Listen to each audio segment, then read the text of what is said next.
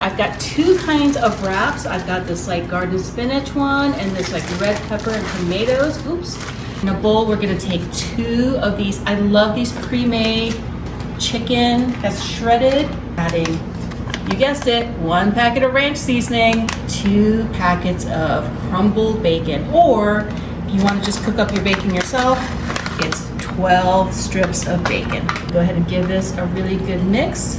This is 2 cups of, this is Chihuahua cheese. If you can't find Chihuahua cheese where you are, just use mozzarella.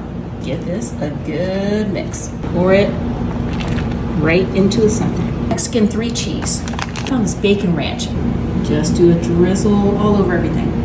Once you have that on there, we're gonna start folding these in.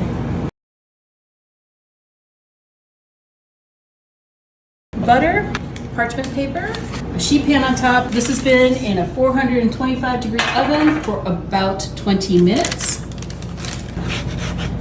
Get this whole, look at all that cheese. Add a little bit of sour cream, a little pico de gallo. Yum.